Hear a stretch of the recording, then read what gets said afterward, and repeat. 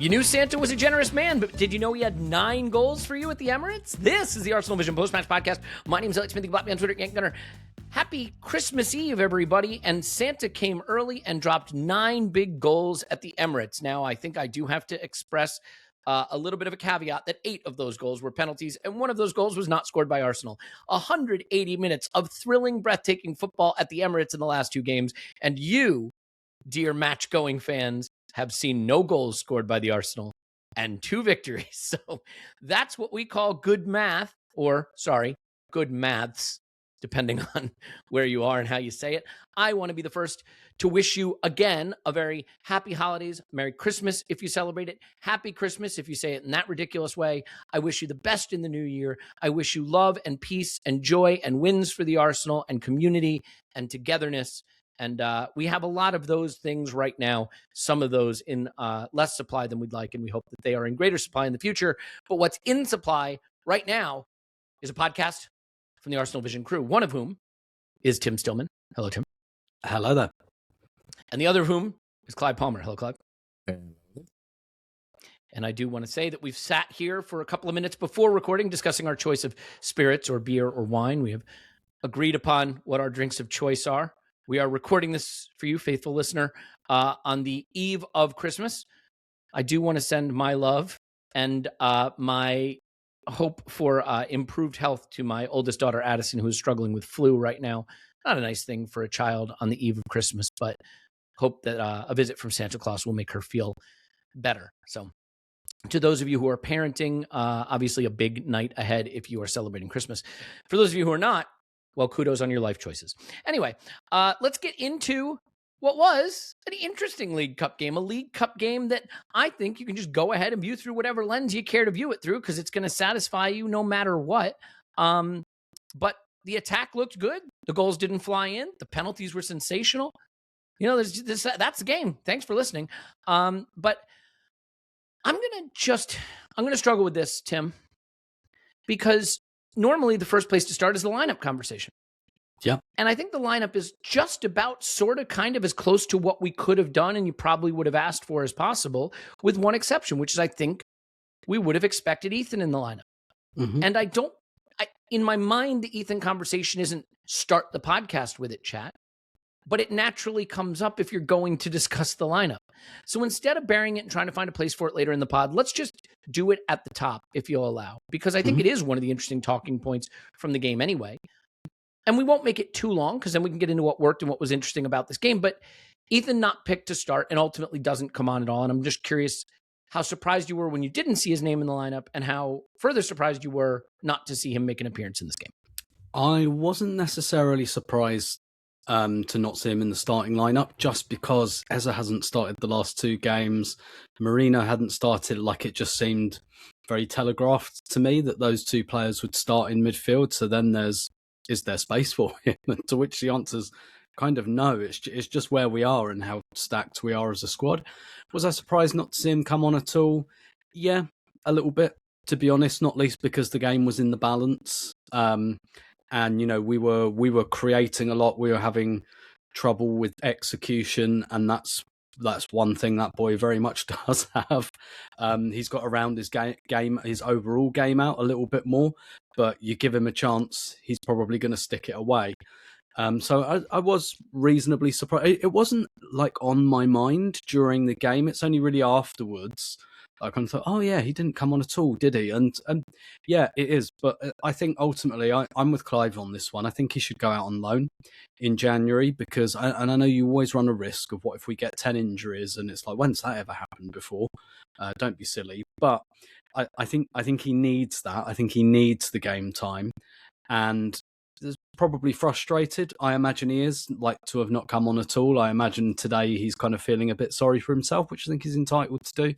And yeah, I think he should go out on loan, because what this showed is that the depth of our squad at the moment is such that, like, where's he going to play? Like, Madueke, Martinelli start, Saka and Trossard come on, Merino and Eze in midfield. Like, we're so stacked, and that's maybe there's something we'll come on to later, but that's why we'll keep we keep progressing in this competition to the latter stages now, because we can heavily rotate and beat teams like Crystal Palace and Brighton.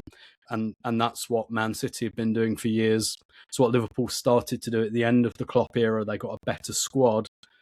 They can rotate and beat these teams. And undoubtedly, Ethan is suffering with that at the moment. I think we should send him out on loan. Yeah, I mean, there's two things here. One, people have pointed out, like, well, Phil Foden, look how much he was playing at Ethan's age. Ethan's very young, and he doesn't need to necessarily be playing first team minutes at this age for his career to be on the right course, on the right track. But I do think players are also human beings. I don't know if you knew that. That's a little tidbit I picked up along the way. I'm not sure if it was you, Clive, who taught me that. They're human beings.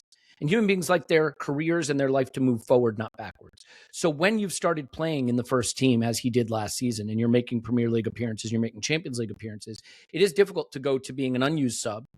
If Gabby and Kai are back for Brighton, he may go to being not in the squad, and ultimately that may mean he's playing in the reserves. And whether that's a good place for him to be in his development currently, which it may be, it's not going to feel good to a player who felt he had progressed past that. The other thing I'll simply say is that I believe in Ethan's talent about as much as I believe in any player's talent I've seen come through Arsenal in the last 2 decades. Do I believe in it as a midfielder? Maybe. Absolutely maybe. I will simply say that I've seen Ethan look like a winger who can play at the top of the game, but I haven't yet seen Ethan deliver midfield performances that say to me he's ready to play important midfield minutes for a team with our ambitions. So that makes it even trickier for him to be in there. And the fact that he wasn't in there at all tonight, it wasn't tonight. If it was tonight, then I would know the future. And if I knew the future, I promise you I would be investing my money differently. But Clive, your thoughts on this? I don't think it has to be a 5-alarm fire. I just think it has to be something, you know? I love it. I watched that game of football last night, and I looked at a team with 8 changes in, which is really, really good. And we played a Crystal Palace team and maybe didn't have Munoz, and they have a keeper for this game, and the rest of the team is more or less their full strength team. Well, and Clyne, obviously the Clyne Canvo bit as well. It didn't have Munoz, who plays that position. Right. Mm-hmm. So they had 2 changes, and so that to me was a Premier League level game. We made 8 changes, and people are talking about maybe a 9th. I just don't think we have the room. Martin Odegaard has played over 200 times for Arsenal and over 60 times for Norway. He's captain of his country. We're 0-0 in a game. And if I'm the manager, I'm reaching for that guy. Simple as that. And it's just a game state situation. If we were 2-0 up, Declan Rice, Saka and Odegaard would not have come on that pitch. And Timber would have come off. Marley Simon would have made his debut. Wanye would have come on into midfield. And we'd have started preparing for Saturday Brighton much sooner. But because we keep kicking it in the car park, we were 0-0 when these people came on. And it was the right thing to do. There is no way when you spent the money we spent and you are not going to use your senior professionals with senior international and Premier League minutes before you use an 18-year-old player, no matter how promising he is, you're not going to put him ahead of those people because you've got things to win. You know, and as simple as that. We have a drawn game at Chelsea against 10 men in the world ends. We lose the last game against Aston Villa in the league in the world ends. We have to be consistent with where we are, what we're trying to do. And what we're trying to do is rebuild the house since Villa and Wolves maybe, even though we won at Wolves. And we're rebuilding it slowly. When I walked out that ground, I felt far more positive than I did after the Wolves game. You know, I saw some really good things. Ethan's a bit of collateral at the moment. We have the best squad in Europe. We have Premier League money. We're 3 years in the Champions League. We've spent our money. We've gone all in on this year. My feeling is that these players know they are performing a role for this club to win some trophies. And so our thought process around selection need to change. They're on the boat for this season. When it comes to the summer, I think we're going to see some significant movement. We should be driven by the way we bought this summer will lead to a selling strategy in the next summer. And for the first time, we may sell a few people that we really, really like to replace them with the next phase of Arsenal to make this ship keep rolling on down the road. I think that's right. And again, I think it's interesting because the idea that, like, if it had gone to 2-0, Ethan would have come on. I agree with it. But I also think if your role in a squad is you can play if we have a 2-goal lead at home in a League Cup tie, then you don't have a role in a squad currently. And so my position at this moment is the most important thing is that Arsenal progress in every competition, win every competition, and get minutes for the key senior professionals we have who may need to play in important games as the season progresses. And that is not Ethan's position in the squad right now.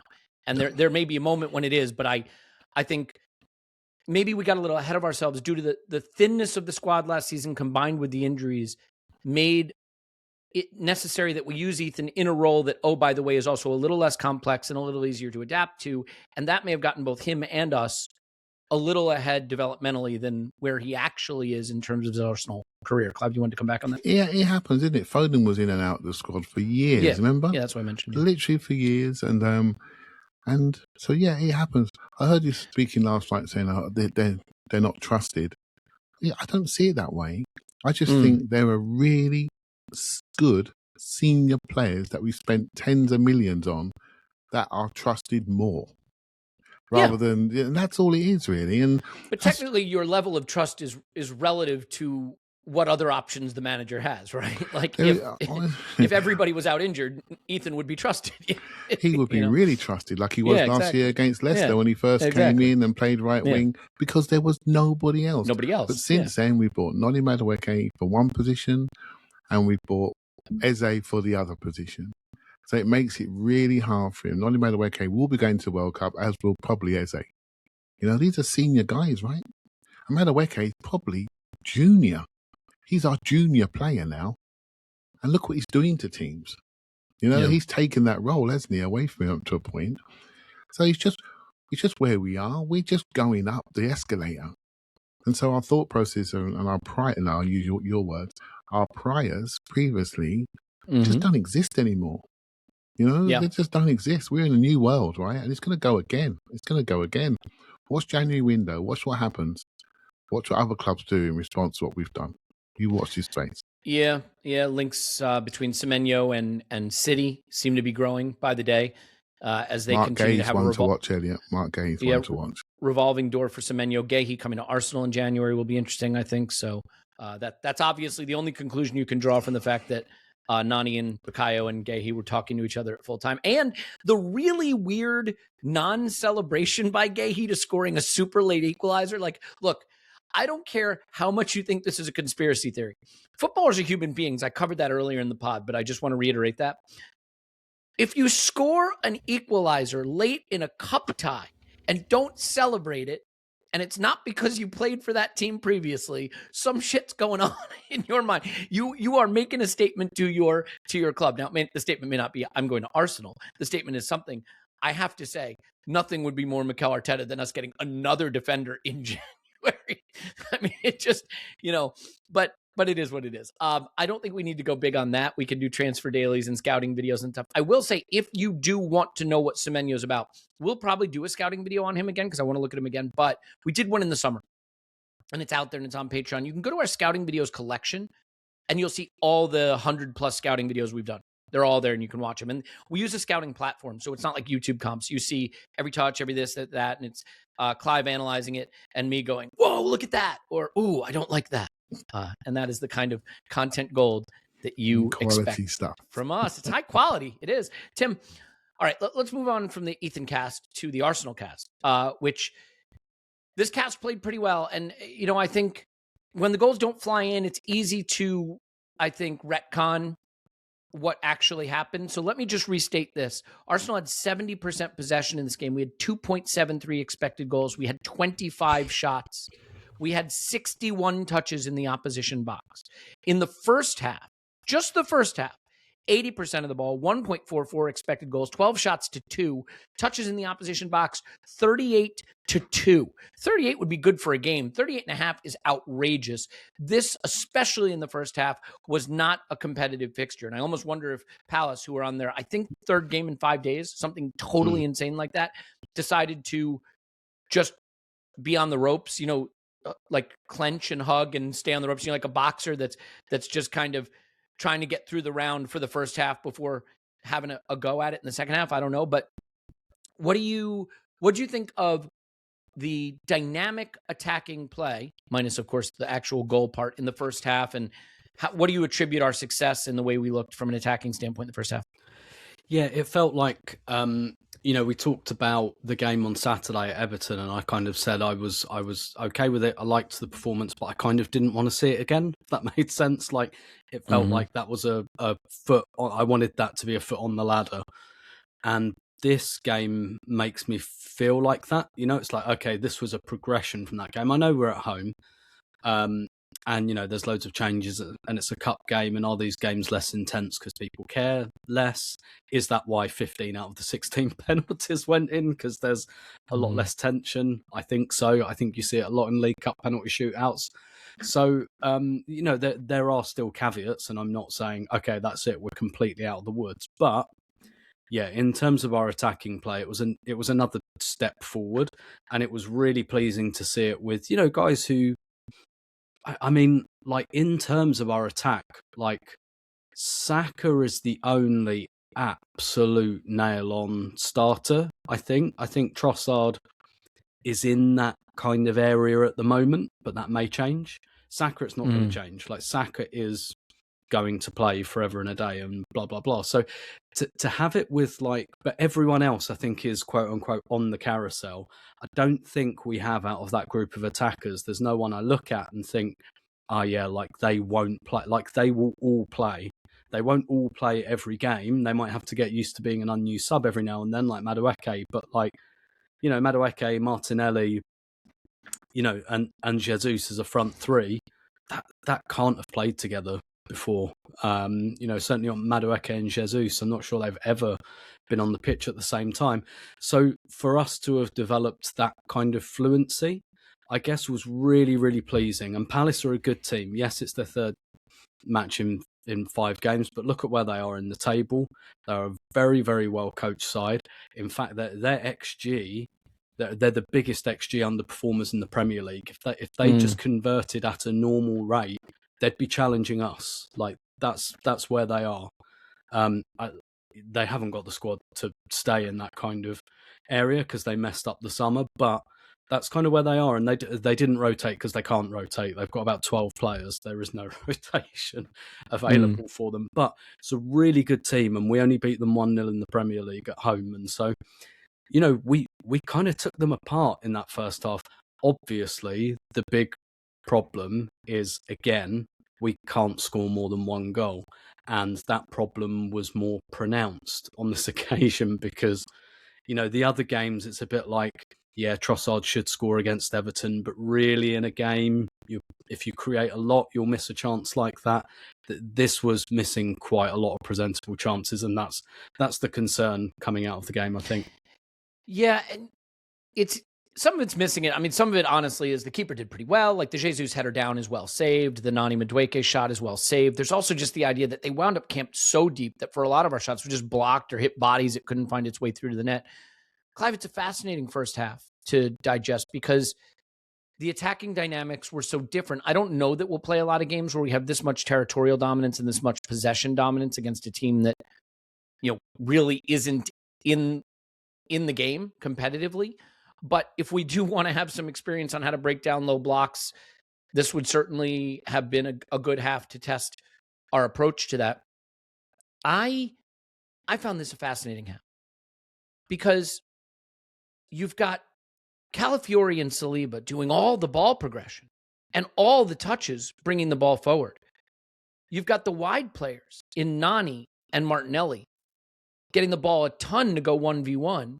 And the advanced midfielder is not really needed almost because there was no role for them to play. So you wind up with a weird dynamic where Merino has fewer touches than Nani. Eze has fewer touches than Martinelli.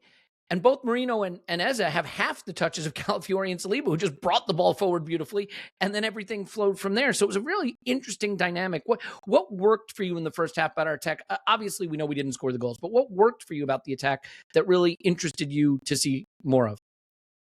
Yeah, I really enjoyed this first half. I loved it. I was sitting in a different place yesterday, and probably just around where Tim sits on the halfway line on that side of the pitch. I had a good halfway line view, and it immediately felt something different about our attack. It felt like some of the earlier games in the season. The ball was just bouncing around 2-touch. Bounce, bounce, bounce. And it wasn't going... If you get into the winger, get there in 1, it goes in 1. It doesn't go in 2, 3. It doesn't go via somebody else standing in the way. It goes in 1 to the wingers, right? So and we look like a little bit like a team of maybe 2 years ago, not last year, 2 years ago, when it's all about Martinelli, all about Saka, for example. And the start of the game, Madueke was electric off the sides, and he was flying through. That first chance, that goes in. We win that game 5-0. Honestly, I think we win it 5-0. But we're a bit slashy in our finishing, really. But for me, it was the ball speed and tempo was really, really simplistic. So just think about the team, for example, and kudos to the manager, right? You make 8 changes, and the balance of that team looked really, really good. Whether the structure, it didn't really matter when we're at home. I'm much more concerned about that away. But, he made Eze like the Odegaard 10 from the other side. He puts the box crasher on the right-hand side rather than the left-hand side that we're normally used to. He has Norgaard sitting there sort of shielding Mateta, but also just being a one-touch bounce pass on the second phase, bouncing it forward, not bringing it out first phase, but bouncing it very, very quickly into Eze, or very, very quickly out to the wingers, or very, very quickly to Calafiori, who pings it into Martinelli first time. It just felt very downhill, and I really liked it. This game was a real flag in the ground for who this team is. If you can make 8 changes like that and be competitive in a what I think was a Premier League standard game and be that dominant, then you've really got something to build on. This is a huge flag for the month of January, where we have 4 competitions to play, and we've got Carrot Almighty, and we've got Inter Milan, and we've got some big games. We've got Liverpool, huge games. Chelsea twice, or maybe towards the end of the month. Huge games. And this is a real flag to say this squad is now big enough to manage that, and we have 2 or 3 people coming back. So I really liked how we play. I liked the rhythm, and everything stopped, Elliot, when the petrol tanks went a little bit dry. That was all, and that's all that happened. Inaccuracy started. We started to have more touches. They got closer. They got around us. They started to press us a little bit more because we were a little bit more uncertain on the ball. And suddenly they're creating chances because they're quite a good team too, right? So I really enjoyed the endeavour and how we at the pace by which the ball was moving, and it made me realise if we are going to have these wide triangles, then you better move the ball quickly. Really quickly, because then it works. It doesn't work when it's slow, because everyone gets there, they know where you're going, and they get there and they're ready for you. What'd you make of Jesus up front? I mean, it's easy to forget this guy's been out for a very, very, very long time, and I don't think any of us. Let's be honest. None of us went into this season thinking Jesus would play a role. Maybe you thought, all right, we'd try to move him in January if he could get fit. I don't think anybody thought Jesus would play a role. It's now a very real part of the Arsenal discussion, whether Jesus has a significant role to play the rest of this season. And this was a chance to see him starting at center forward. So what do you make of it? Yeah, well, he plays as a forward. I'm not sure he ever plays as a centre forward. Yeah. And when you look at the maps, he's just sitting there in the middle, completely isolated. But I will say his 2 headers were excellent. There were excellent efforts on goal. And he rolls into the middle of the pitch, receives it, bounces it off, creates combinations, and we flow through him. But there's a question for us to discuss. We've got love. If it was 15 passes in a goal, mate, we'd be world champions, sort of like European champions. We'd be world champions, but it's not. And you need to really focus on that central area a little bit more and really affect it. So we still lack goal scorers with certainty, I'm afraid. And it's no surprise. You ask a Chelsea fan about Noni Madueke, they'd say, oh, he's sparkling sometimes, but can't score, can't shoot, can't cross. Well, actually, crossing was really good in this game. He's much more dangerous. I think he's improving. So I'm not worried about him. Jesus has never been a scorer, right? Never we can trust him. Let's be honest, Martinelli, every time I'm trying to sell him in my mind, he comes out of a sparkling game, right? So it's a good job I don't say out loud, which I've just said. Right? And so basically, but it's true, when's the next one coming? Seriously, I mean, that was a complete reversion back to the first season, Martinelli, it was incredible. The first time he went on the outside, he knew he had him, and that was it. He bullied him. But we still, the most scorers I think are the best, I'm sorry, on that pitch was probably Merino. It's still the one I trust the most. And that's our problem. That is our problem. That's our next training session, mate. Forget doing shuttles. Just get the balls out and rotate the goalkeepers and just do finishing drills. That's Maybe all we with got to three do. players standing in the way, though, instead of just an open net. Yeah, Palace did collapse right in front of the goal. You couldn't see the goal, to be honest, on some occasions. So, But yeah, but Elliot, I will say, sorry to keep going, but I will say, even though we didn't score as many as we should have done, I really liked our attacking play. I really feel lifted and positive about what we did and how we approached it and our intention to get to the areas very, very quickly. I really liked it. And as we're building from Wolves, and then we went to Everton, which was better. And I think we've gone again with this game. I thought we'd gone up another notch. And this is all building towards something which I'm really positive about. Yeah, I mean, well, I do want to stay on Martinelli with you, Tim. I'll just say this about Jesus. When you have an idea of a player in your head and then they deliver a different kind of performance, that can create a lot of cognitive dissonance. And what's interesting about this Jesus performance, in my head, a Jesus performance is he's dropping into midfield and he's combining and he's dribbling his way past players, right? And he's on the ball all over the place, but he's not an end product guy. And what's so weird about this is he had 8 passes. He completed no dribbles. But he had 5 shots and could have had 2 goals. He's unlucky not to score. It's almost a more Joker-esque performance than it is a Jesus performance. That's a good point. You know what I mean? And I think but that's a positive. I don't mean that, just so we're clear, I mean that as a positive. He was in the goal-scoring positions. He was taking shots. But when he needed to combine, 3 minutes into the game, it's Jesus to Martinelli to Nani and plays Nani through, and Nani just hits it too close to the keeper. And I think it was sort of emblematic of the day Nani had, where he did so many things really well, but he didn't get the goal. But Tim, there's the internet meme of, please, he has a family. And that was kind of the sense that I had for Canvo out there. And I want to be careful not to be too severe in my ridicule, because he is a 19-year-old kid trying to make his way in the game. But he got pretty embarrassed, I think, under the lights at the Emirates. And obviously there was the one moment where Nelly just completely sat him down. And that wasn't a great look. What I liked about this Martinelli performance, first of all, I think he's always had this. When he knows he's up against an inferior player and he feels he can beat him, he just, the extent to which he puts the pedal down is significant. He really knows he can do it, and he does it again and again and again. And credit to Arsenal. Clive has always said, find the dope. Again, with all due respect, the dope was Canvo, and the team didn't screw around. We would get the ball to Martinelli, and Martinelli would beat him, and things would flow from there. And you want that. You want the team to be able to feed the player who's in a position to cause the most damage. The thing that was really encouraging, I thought, about Martinelli in this game was the right-footed crosses. They were so good. We recently saw him score a great right-footed goal when he cut inside. I do think his game had been too oriented lately around getting to the byline and winning corners and not beating men. When he did get to the byline in this game, granted, he was able to get past his man then too. But I love what he's doing when he's getting the ball on his right foot. And if he does that more, I think he can create more danger. How did you connect to this Martinelli performance? And, I'll just throw this in as a capper, because I always do this. Mm-hmm. I'm so bummed he had that knee-on-knee contact and couldn't continue, because I was curious to see when Clyne came in, could Martinelli continue that level of performance against a higher level of opposition, right? So we could measure the performance versus Cambo versus Clyne, but obviously he was just not in good shape to continue after the knee-on-knee contact, so that's a shame. But what'd you make of that?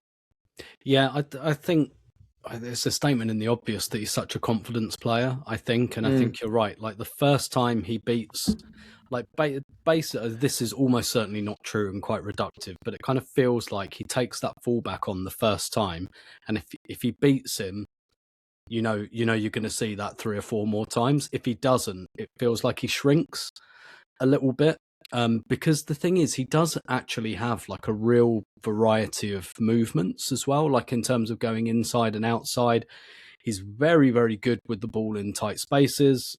Tap the mug. He's got that futsal thing going on where like his close ball control and rolling his studs over the ball and stuff like that. And when he's confident and he's doing that, he looks so good, as he did in this game. It reminded me of that game against... We played a Spanish team 2 seasons ago in the Champions League. Sevilla. If you can't remember it, we won't remember it. So don't ask me. I was stunned. I couldn't even think because Tim was literally asking the question. Mate, let's get to our roles, right? You answer our question.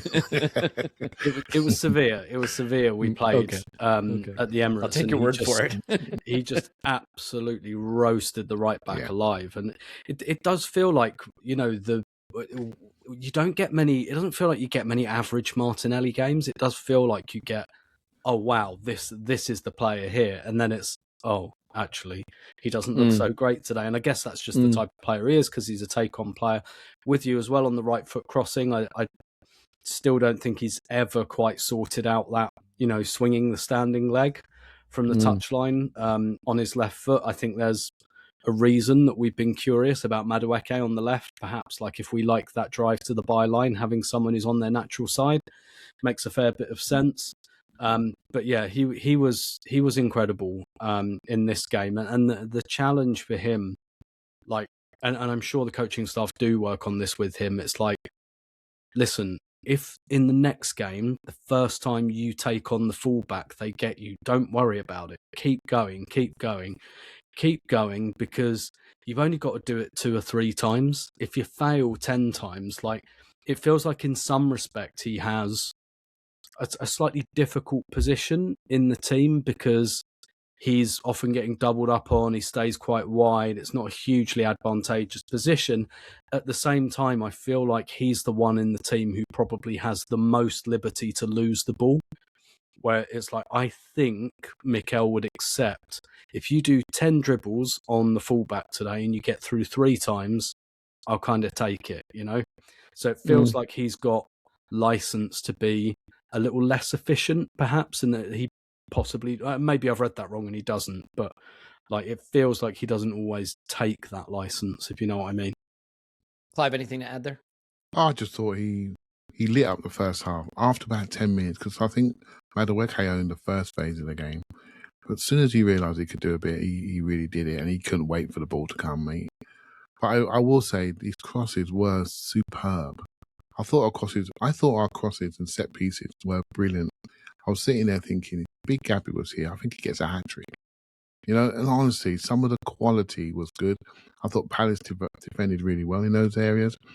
I will give Canva a bit of a shout out, because I did have a little look at him before he went to Palace, and he's not really a right wing back. He's a centre back, and they've got movement in that area with Gay potentially going. I think that's a very important night for him. He's been exposed as a big lump, 6'2" in wide areas, by a sprinty Brazilian who found his form at home, away for him, but at home. But don't think it's over for him. He's going to be a decent back 3 centre back, and I think he's going to be fine. He got his knickers in a twist when Martinelli turned him around. Yeah, it should be said from Palace's point of view, they've lost their right hand side, which is their best side. Munoz and Sarr. I think Sarr was going to AFCON anyway, and I think he might have got injured. But the combination of those two is dynamite, and they've lost both of them. So they had to rest Nathaniel Clyne, because he's the backup. He's 34. They cannot afford to lose him. And even with him in the team, they've lost a lot of punch down that side. So if they'd had either one of those players, I think that side would have been a very different proposition for us. Took the words out of my mouth, and I think it just that's where the League Cup, that's where the change was in the League Cup. And we could have got out there with, say, a Marley Salmon 16, and he could have had suffered a big night like that. And we wouldn't write him off, would we? We would just say it's one of those nights, he got caught out, blah, blah, blah.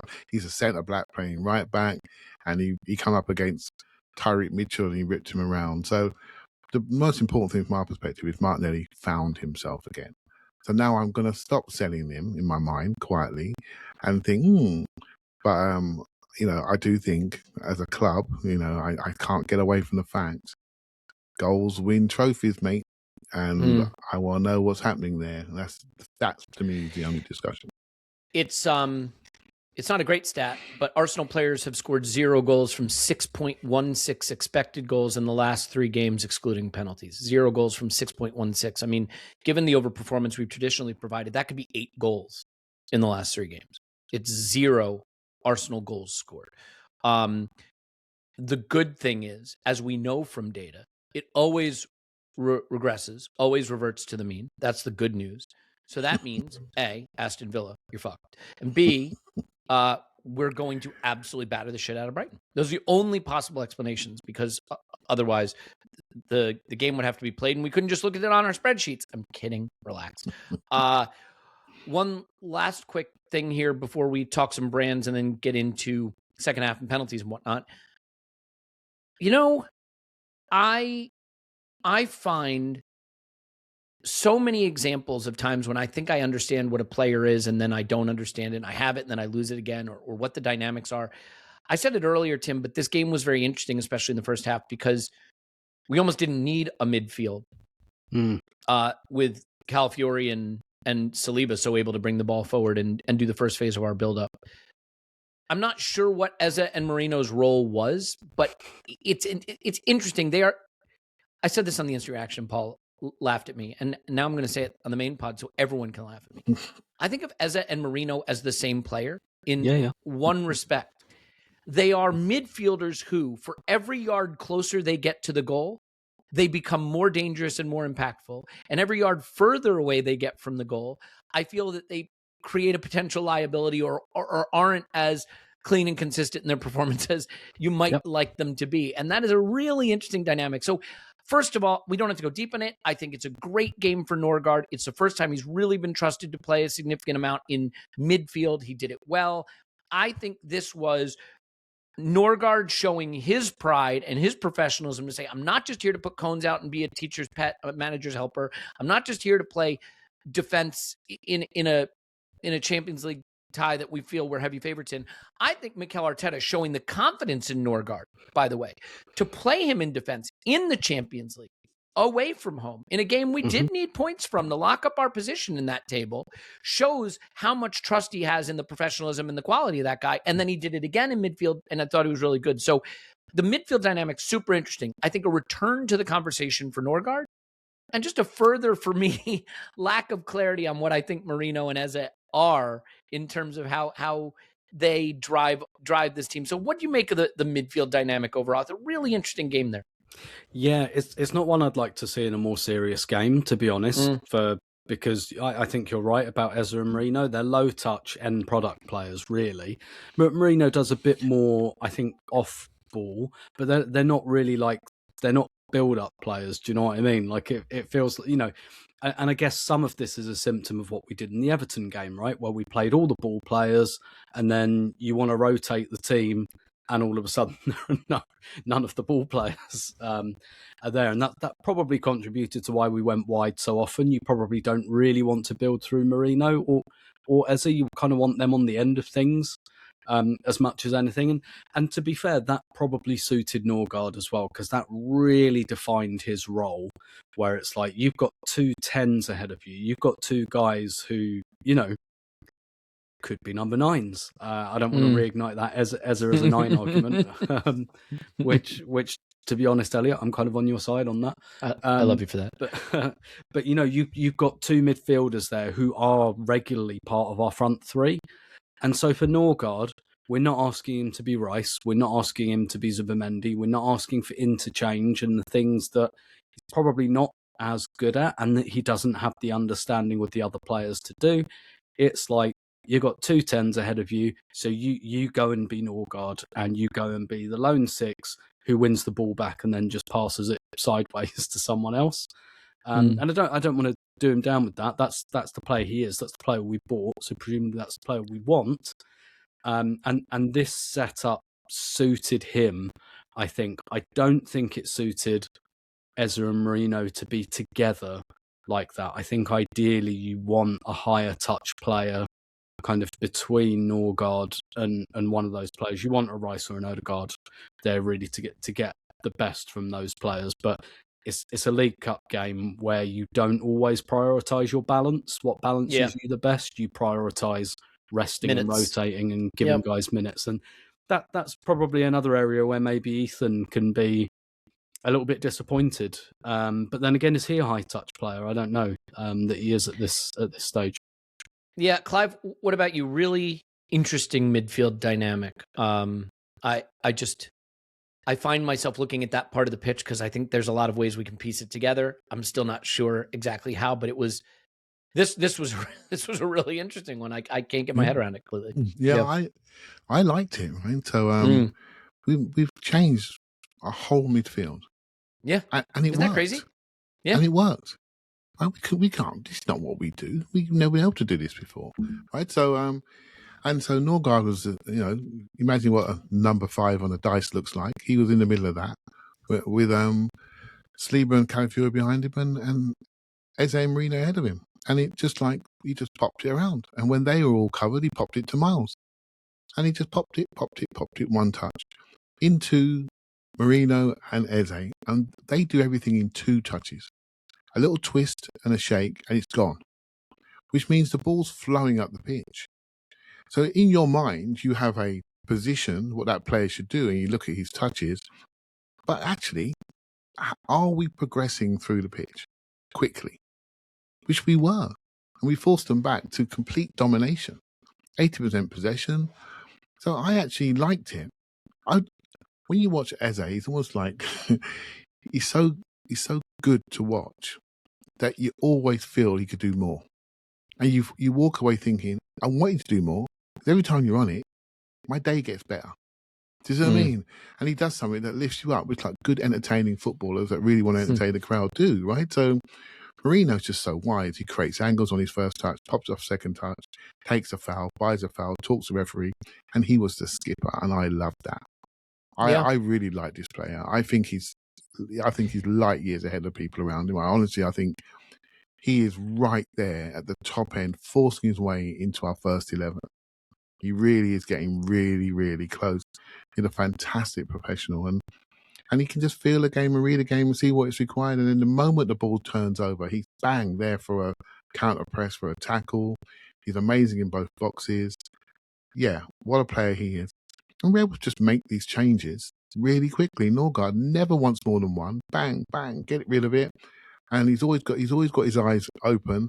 And then when he looks a bit leggy, let's go to ground. Goes to ground, sweeps it up, makes a foul or tries to, and just keeps it moving. I really enjoyed it, Elliot. We got 60+ games played this year, and those top boys just can't play all the time. When Declan Rice came on, he had rigor mortis in his legs. He was not due to come on.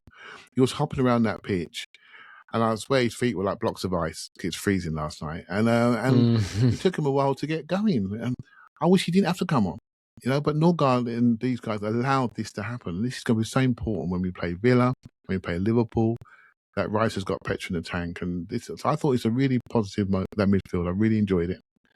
Yeah, and I want to give kudos to Scott, who does obviously fantastic data work over on Cannon Stats. And after every match, he puts out a lot of sort of advanced metrics. And I like to look at them, not because I think advanced metrics then give me what to think about the game, and I don't think Scott would suggest that's what they're meant to do, but to just sort of check if I saw the game, if what I saw in the game and the data lines up, and then I could go back and look and say, well, why might it have not, or why might it have, and so on and so forth. And I think what's interesting, for example, with Eze, who I didn't come away from the game feeling super excited about the Eze performance. I'm not going to sit here and pretend for a player that I really adore that I thought this was like absolutely a sensational performance from him. But if you look at it and you look at things like goal probability added, it's Martinelli, Madueke, and then Eze. And then if you look at the XG buildup or those kinds of things, right, that where you lead to shots being taken, it's Jesus, Timber, and Eze. And so there are things he is doing when he gets on the ball that create the potential for a goal to be scored. I just want him on the ball more. I'd like to see him on the ball more. And it is so interesting watching him go run between the lines, go run and stand in space. He finds a space. He finds a place to just be available between the lines and waiting for that moment. And what I can't decide is he more Emil Smith-Rowe, a guy who, when he gets on the ball, he wows you, but in the other phases of play, you just say it's not intense enough? Or is he just a player that we have to learn because it's a different kind of profile and a different talent set? And if you think about it, you guys, think about this for a minute. Can you roll your mind back to August just for a second? In August, would any of us sat here on this podcast say, well, the clear number one left wing option is Leo Trossard? 31-year Leo Trossard? No, we would not have.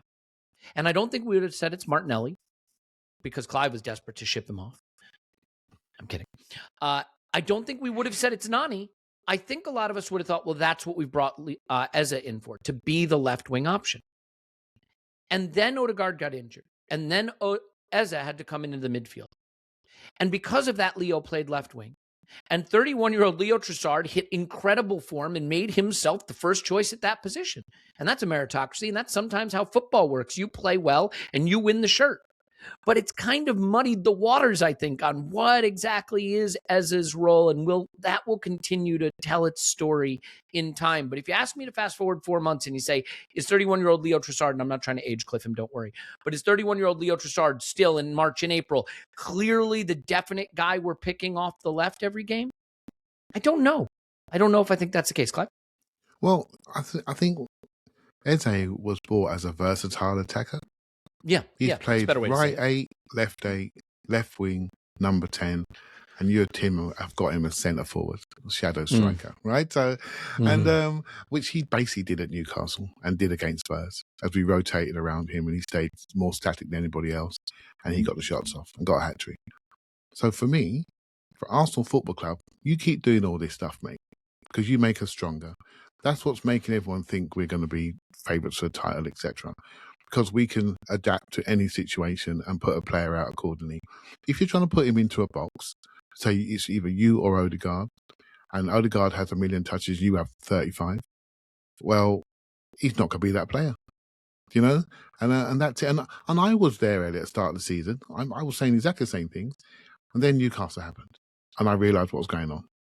And I watched him moving between lines. And Tim said something great to me offline. Sometimes you need to coach a player to stand still, you know, and I think Eze knows when to stand still to receive it, second phase in the lines. And I've learned that that's not what other players do. And so it's a matter of style and what you like and what the balance is. And so in this game, he was fine. In the last 2 games, he was fine. The only game he was exposed was Villa, and he shouldn't have played in that position for Villa. You know, and he's been sat down for a couple of games because you got to check your shoulders, son. Simple as that. You know, this is Arsenal Football Club. You can't just stand there. You know, so, and he'll learn from that. And I thought he was better defensive in this game. He covered Miles a couple of times. And yeah, I'm just watching it brew. My boy said to me, he's always better second half of the season anyway. Just see what happens then. You know, so I'm just waiting. Yep. All right. Let's do a little bit on the defenders, a little bit on the penalties, and get out of here. But if we're going to do that, we might as well tell you that if you are trying desperately to consume content that is blocked in your area because the evil overlords of content have determined that you live on some piece of soil that is not permitted to see that, the beneficial altruists at NordVPN have the way to help you see that content. It's called NordVPN, and what it is I'm going to cough momentarily. Okay. See, that the Evil Corp was trying to block me from telling you about NordVPN. That's how committed they are to geo-locking. But NordVPN is the key to the geo-lock. What it means is you can click where you want to browse and watch the stuff you want to watch. You want to see that funny video of Jamie or Gary saying something dumb, but it's blocked in your area, you can watch it. I wouldn't recommend watching it, though. If you want to see a football match that you're allowed to stream where you live, but not where you've currently traveled to, you can click and you can browse. If you want to watch shows that are out in another area, but won't be out in your area for months or even a year, you can click and you can watch. You can even sign up for services overseas at the prices they cost rather than the prices they cost where you live. It also protects you from threats. It's nordvpn.com/ArsenalVision, and you get a huge discount on the Nord plan, plus 4 bonus months. This is the #1 promo code I'm asked about, so it's on our website if you need it, but it is nordvpn.com/ArsenalVision, nordvpn.com/ArsenalVision, nordvpn.com/ArsenalVision. And if you woke up today and said, I know it's Christmas Eve, but what I really want to do is start an e-commerce site, then you've come to the right podcast, my friends, because you can start the best possible e-commerce site and launch your business in 2026. It's almost New Year resolution time. Shopify is the way to go. Shopify.com/ArsenalVision, all lowercase, is the way to get a $1 per month trial to what I think is the single best platform for building an e-commerce site. And there's so many reasons why.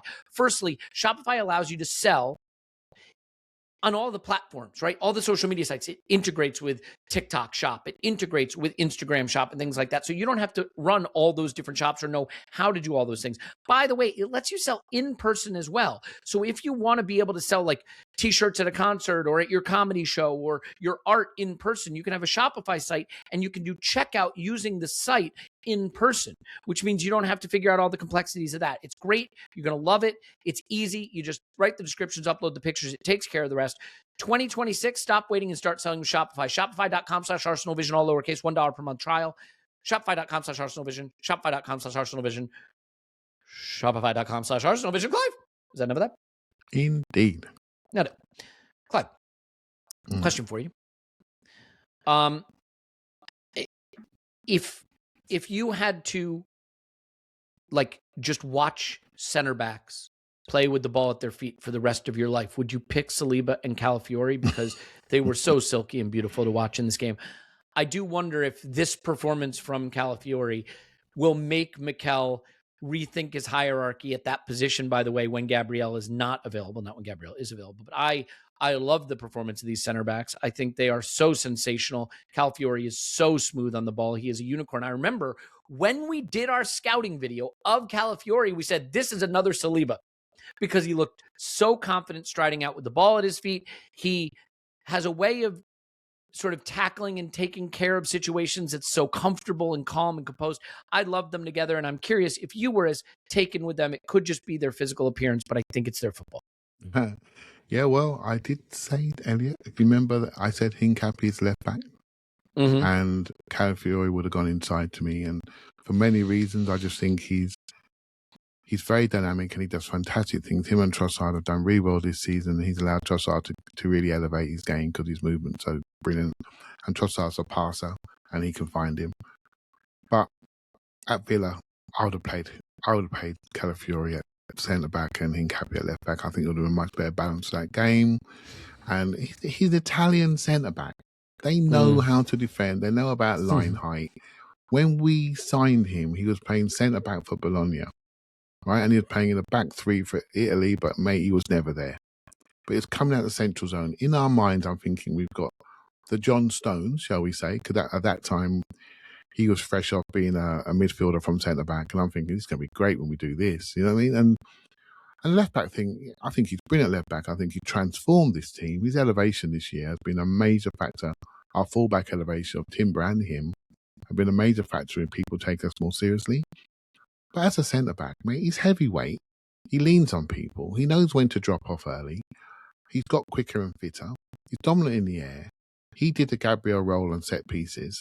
He jumped a little bit early for me. He's just a little bit early on his timing. But his talent is off the scale, mate. This is a major world star we have on our hands here. Really major player. And just close your eyes and think about players that play like him around the world. There's nobody that does all the stuff he does. You know, he popped up the edge of the area playing an inside pass, like a 1-2, like a midfielder. You know, I think he's all he said he wants to play in midfield properly. I just think he's excellent. And when you see Elliot, the first thing I do every game, although yesterday's game was slightly different, because Tim, they kicked the other way, didn't they, in this game, which threw me because I changed seats and I didn't know where I was, right? So, but the first thing I do is I look at the back four and see how they look. You know, end of last season, I looked at Miles and Timber. I thought, wow, they look the same body-wise. But Miles is just a kid. And look at them, we can't see any difference. You know, and so that was a really comforting thing for me. And the first time I saw Hincapie at centre-back, I say he's left-back. I said it on the podcast, he's left-back. For this team, for England, and the way he is so attacking and wants to track people, obviously he can play centre-back. And someone's going to say, yeah. I don't think he's going to make the England team, though, Clive. Yeah, but, you know, his aerial numbers are great. For England, you meant for playing in England. His aerial numbers are great, but there are winning headers and there are dominant headers. Yeah, Calafiori is more dominant in those situations, and Hincapie. From the moment, was it the Chelsea game where he put that lovely floated cross in the last minute from centre back or wide centre back, and it was beautiful. And Timber nicked it off Gyökeres. We've got all the evidences there, and this is the thing that bothers me in it and worries me. You've got to get to here quicker. For me, you've got to get here quicker. Yeah. It can't take time. We've dropped one league already with a Timber injury and not getting to have as a centre forward sooner. We can't mess about with this squad. We've got to get here quicker with the balance, which was so encouraging about last night's game. 8 changes, balance, spot on. And we've got to get here quicker for me. And so the Calafiori centre-back thing, again, major moment. We don't have to play Gabriel every 2 minutes. It opens up the door for Hincapié left back. It opens up the door for Miles to be more inclusive on the pitch. So this is a good thing, mate. A good thing. Yeah, sticking Miles next to Calafiori, I think, obviously has a knock-on effect for how Miles looks, and versus sticking him next to Hincapié. And I do think it is fair to note that both Hincapié and Mosquera, by the way, and Miles have played in a lot of all-change back fours. You know what I mean? With all-change midfields in front of them, too. It's not like you're bringing Miles into Timber, Saliba, Gabby, Rice, Zubimendi, Odegaard. It's not like you're bringing Hincapié into Timber, Saliba, Hincapié, Calafiori, Rice. They've had to come in with multiple changes around them. And I always think, especially as a defender, that's going to expose you more. So agree with a lot of that. And Tim, I'll give you a worry question because we're overdue for a worry question on this pod. It feels a little happy clappy. Do you worry that in light of Ben White's injury, and I think Ben White probably being a player who, because of the way we use him like a bar of soap, may continue to have injuries, that we really are so dependent on Timber right now? Nothing feels more Arsenal than worrying about what if a player gets an injury. Well, what if a player doesn't get an injury? But you'd like to believe that there is someone we trust to play that position other than him. I think that player was probably Mosquera and White, and they're both gone. So where does that leave us at right back? Yeah, relatively short term, I think. I'd like to think that lessons will have been learned about how to use Ben White, and I think the answer is not 2 minutes in 2 months, then 4 straight 90s. Well, and results would say you're correct about that. Yeah. So, maybe a little bit of lighter rotation there. You're right, Mosquera was trusted to play there as well earlier in the season. So when he comes back, that brings us up. So I'm not... Could be a while. Yeah. I'm not hugely worried about the numbers there. Obviously, in the short term, I am, particularly because... I was going to say it's such a congested part of the season, but which part of the season isn't? It's August nowadays, isn't it? That's the only time there isn't a game every 3 days. So, Timber's probably going to have to play some other cup games potentially, although Arteta sounded reasonably optimistic about Ben White coming back a little bit more quickly. I think we have a very good situation there, in having Yuri and Timber and Ben White. And I think what we've got to learn is we've got 2 really good right backs. Let's use them relatively interchangeably and protect the health of both of them, because they've both suffered from this. And I just think evening out the distribution of games at right back. We played Ben White. We discovered he's still Ben White. We can play him and, hopefully protect both of these players, because they're both really good. And that's really that. I've taken your worry question and turned it into Arsenal have 2 really good right backs. Let's just use them properly. I can't get this podcast onto the worry track at all, no matter how hard I try. Yeah. But so Tim, I mean, let's just say Mikel wanted to not play Timber in a game coming up soon. What do you think the back 4 would be?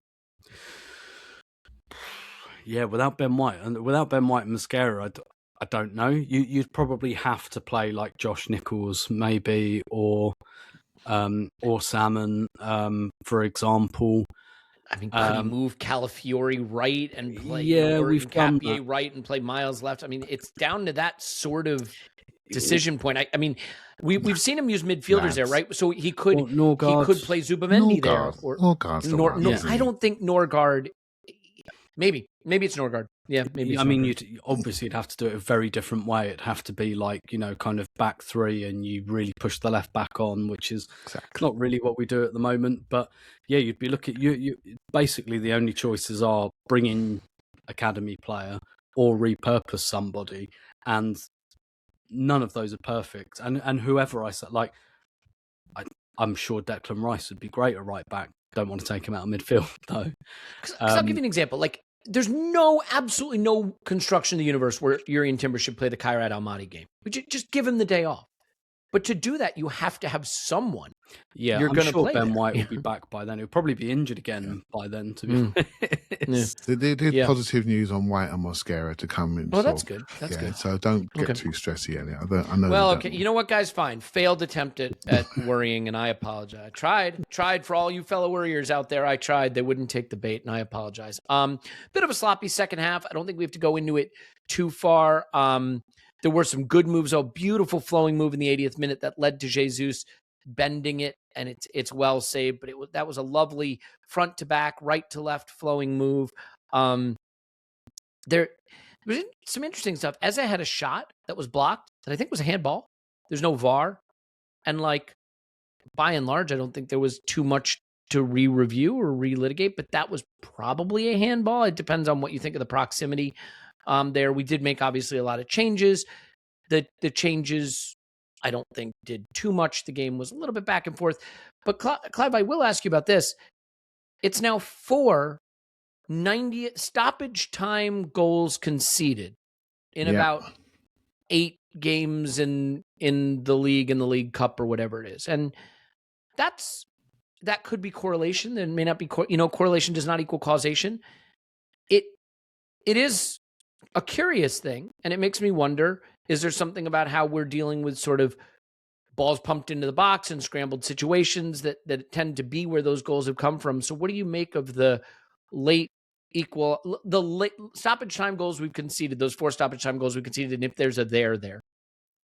Yeah, I mean, the Villa one, we couldn't do much more. The effort to keep it out of the net was significant, I felt in that game we dropped away a little bit. We ran out of energy, but it was on the end of a massive run. The Sunderland one was a bit more disappointing. I felt that was a bit more freakish, good reverse ball, didn't quite win the first contact, and we just didn't organise ourselves, and the goalkeeper came out trying to fix the situation. Excuse me, and they scored, right? So this one, I thought it was actually quite a good set piece. Lerma's really good in the back post. He jumped out of his boots, headed it down to a moving runner, side-footed it in. Am I correct that Saliba took responsibility for that in post-match comments too? He took responsibility for it because he was an idiot on the sideline. Playing against Devony, he just ended up pulling his shorts, pulling around, just got his situations wrong. With bouncing balls, mate, he got it wrong. The ball bounced past him and he ended up fouling somebody. If he just goes goal side, and we then let him beat you, he ain't going to beat you because he's more of a number 10 player. But he just panicked, pulled him, and we end up dealing with the set piece. And at 1-0, he did something in the Everton game like that too, sort of late, if I remember. Yeah, well, fouled. Was it Beto? Maybe out near the touchline. Maybe. But Elliot, the real question is, mate, because we've got the best defence in the world. The real question is, at that point, it should have been 3-0. That's the question. This is the discussion to have. And it's not about, I'm not as concerned as I was about certain midfield dynamics a few weeks ago, because I can see a lot of real good intent to attack. That verve is back, that we lost. But this is the problem. This is it. If right now you go and speak to Joe Public and say, what do you think about Arsenal? Oh, they're a great side. But, will they score enough goals? Simple as that. Will they score enough goals? Let's not overcomplicate it. Will they score enough goals? We know we're not concede much. So every time we concede, we focus on how we conceded and when we conceded. But actually, we should have been 2-0 against Everton. We should have put Sunderland to bed. Should never have gone a goal down, right? We should have buried them and still had a chance afterwards. Aston Villa, I felt Villa played well. Let's give them their dues. We turned up there without our centre-backs and they seized the moment and took us out, right? So fair play to them. For me, it's a 1-1 game. They nicked it last kick of the game. So, but mate, we need to score more goals, and that's it. And that's the focus. We need to get more from Jesus. We haven't got much from him from a goal-scoring perspective. So let's not get seduced by the tippy-tappy play. In this game, actually, Elliot, I think your point about him being like Gyökeres was really, really good, because he was much more like a 9, but better at combining than Gyökeres. So now we've got a serious good thing going on there. Do you see what I mean? Every time I see the ball go into the half space, I'm yearning for Kai Havertz on the back post. And I sometimes think this team is just set up for him. That's the way we play. And I think that's where we're at. And you're in Timber's getting in the way in the box, mate. Sometimes I want him to stay out of there. He's getting so many shots and headers. Just edge back a bit maybe for a shot, and but the fact he's there getting so many efforts means we're really trying. He's not going away. And I think, mate, Elliot, you said something earlier, sorry, mate, that I think a whooping is coming for somebody. Yeah. I really do. I think a whooping is coming. So I can't wait. If Gabby was playing, he would have had 3 goals in this game. Some of the corners were fantastic again. I have no idea how we failed to score off them. Kudos to Nani Madueke, by the way. I mean, his corner deliveries were really, really good. And we have gotten great at whipping it under the bar. And if one isn't going to fly in straight soon, I mean, you can understand why they wind up scoring an own goal. And it's a terrible goal for them to concede, but just the pressure we put on teams in handling those set piece and corner kick situations is intense. Let's get to the penalties super quick. Look, they're all fantastic. And Tim, I think it is possible. The reason they're fantastic is it shows you the level of care and concern about this. But I joked on the instant reaction. I don't know how much I care about the League Cup, but by the 6th or 7th penalty, I really cared about the League Cup. I did not want to, the nerves were building as they do. I've still got the bruises on my hands because I sit near like an advertising hoarding, and every time a Palace player was stepping up, doing that 8 times in a row. Yeah. It gets. I've got the old oven glove. It looks like I'm wearing oven gloves today, and I'm not. Okay, which was your favorite penalty? Who took the best penalty?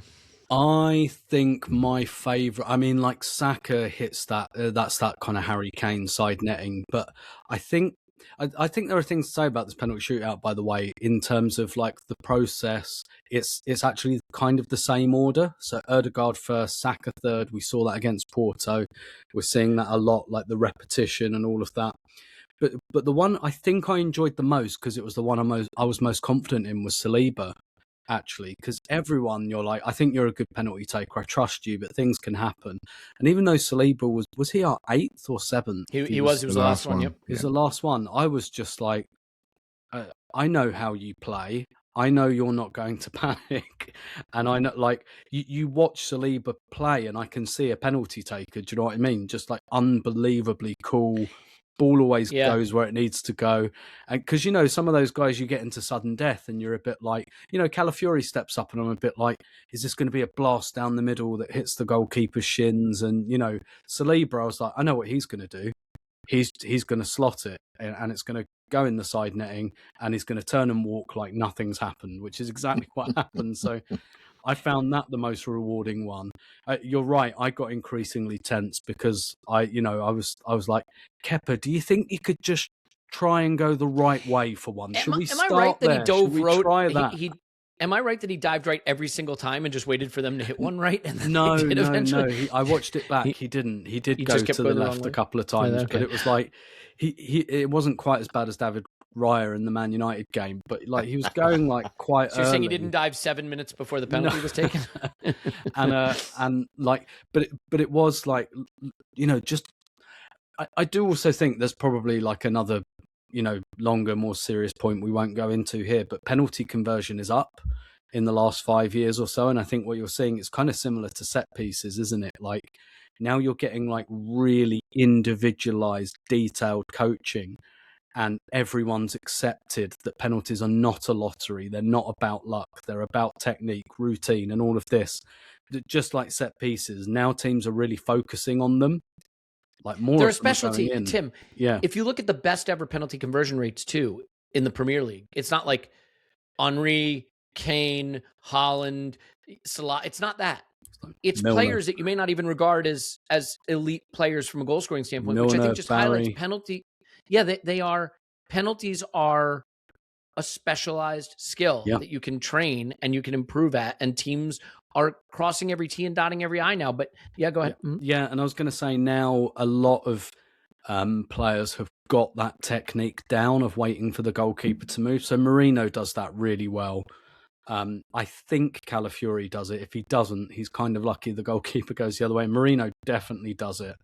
Like a lot of players Palace players did it, because there are a couple of players who like specialise that, like Heider Helgeson, Eden Hazard, and they could really do it. And then loads of players used to try it and they couldn't do it, and they took these ridiculous penalties. But I think over time, like, most players have got that technique down of waiting for the goalkeeper to move, and it's just, and I think the rules as well, in terms of like they've tightened up on goalkeepers coming off the line and all of that. That, you know, you can't trick anything as a goalkeeper now. Although you can move up and down on your line, you couldn't always do that. But like, generally speaking, I just think what we're seeing is quite penalty shootouts are quite a high level now, because teams really take preparing them seriously. Leo's was really good, by the way. I mean, I think it was top bins. Yeah, go ahead. Yeah, I just think there are different techniques. Sometimes you see short run up. Don't always stress with that, because sometimes they just get into running quickly and goalkeeper think, well, what do I do? And suddenly you're frozen. Timber, they both Saka does short run up.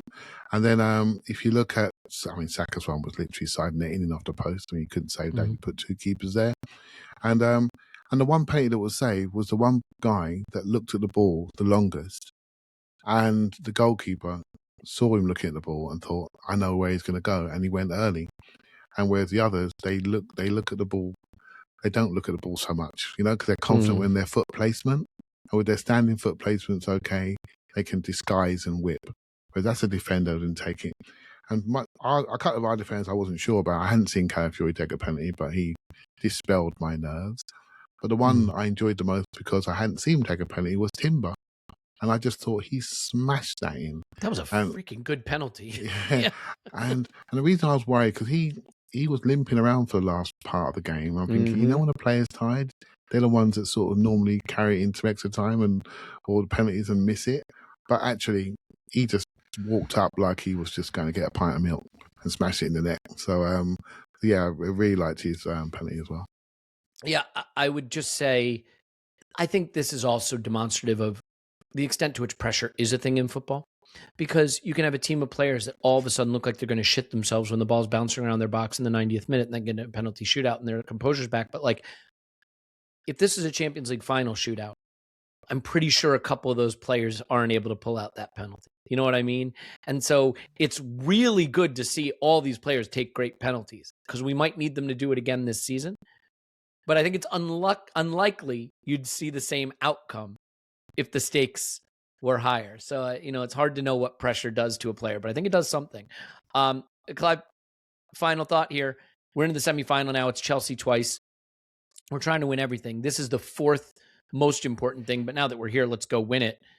Do you think Mikel will stick with the kind of approach against Chelsea that we've seen here, which is that the squad, I hate referring to anyone as squad players at this point, because some of these players we're calling squad players are elite, but do you think he'll stick with the same approach, or is this going to be more first teamish when we get into the semifinal?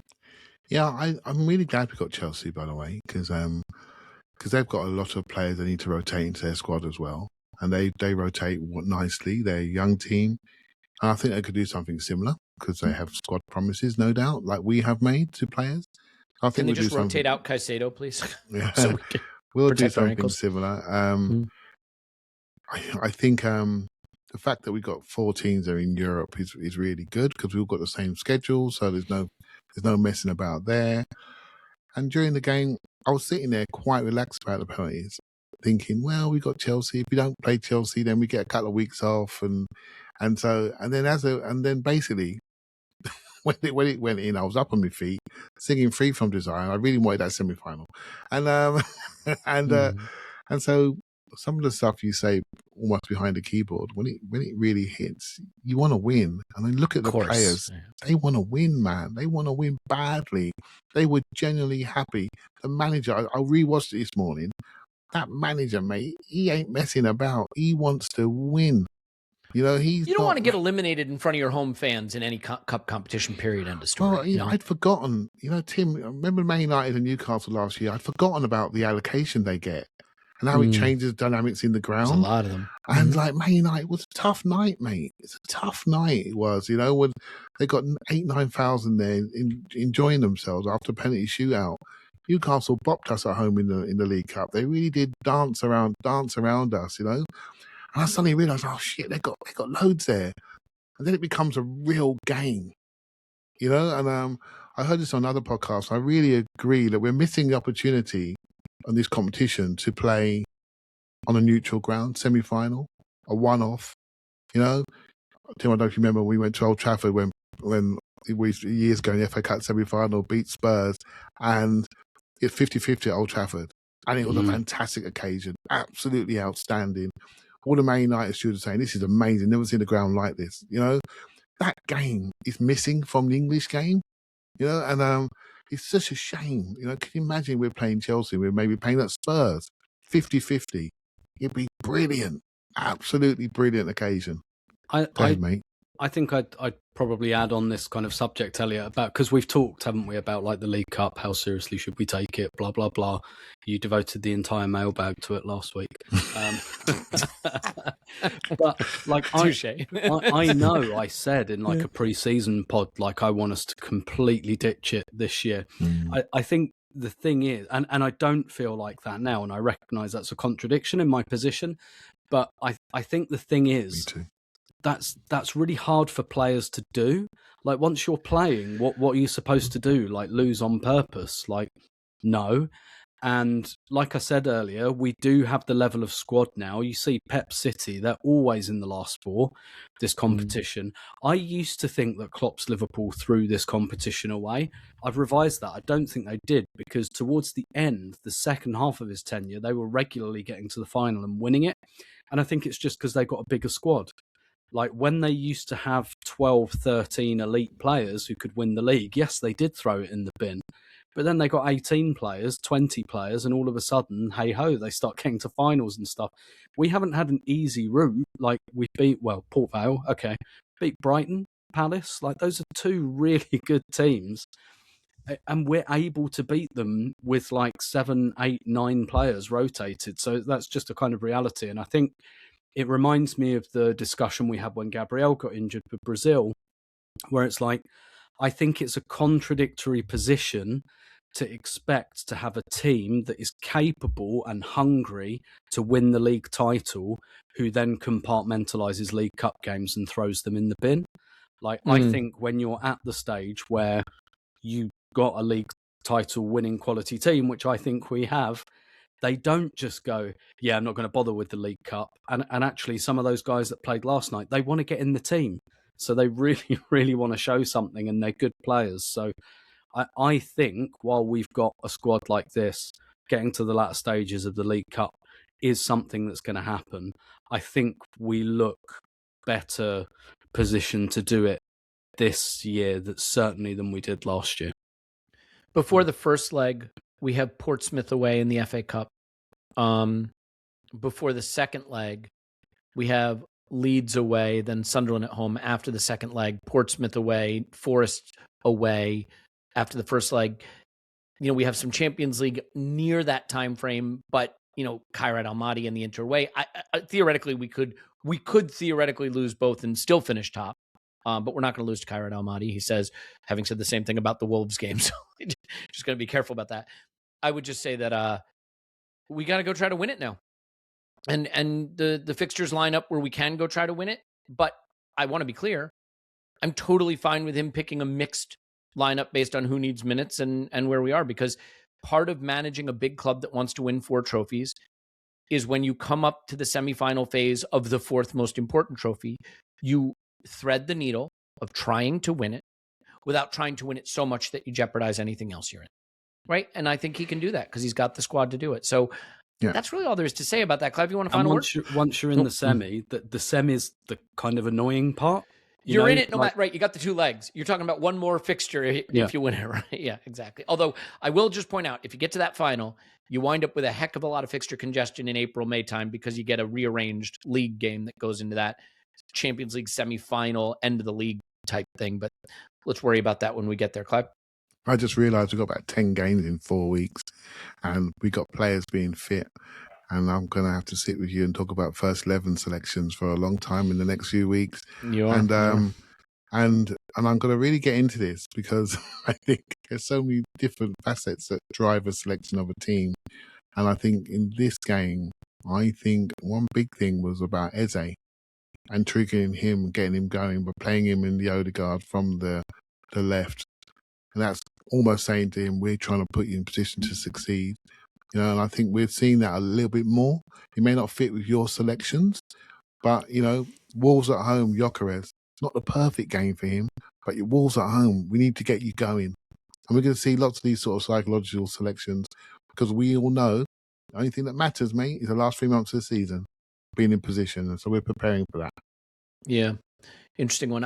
I do think there was a part of me that hoped that Mikel might opt for Merino to come off and Eze and Odegaard to come on just to get another look at Odegaard and Eze together, but there'll be time for all that to happen. Why is that a thing for you? I'm just curious about it, right? Because I think that Martin Odegaard is such an effective player in the middle third. And I think when you have Rice and Odegaard, you have players who give you tons of ball progression, tons of pressing engagement, tons of defensive awareness, and all of the kind of running and energy and intensity that you need in midfield. I think Odegaard is, in my mind,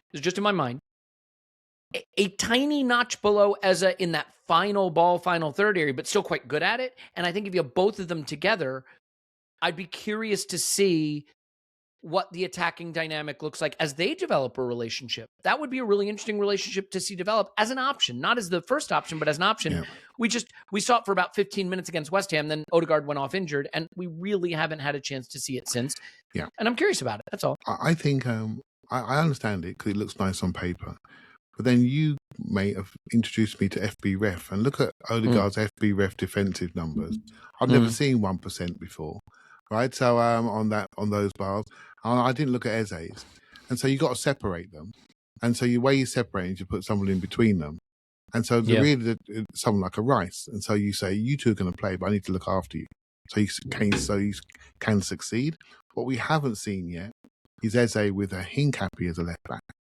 I'm interested in that dynamic. And so I don't think it's about just those two. I think it's about how we put accompanying pieces around them.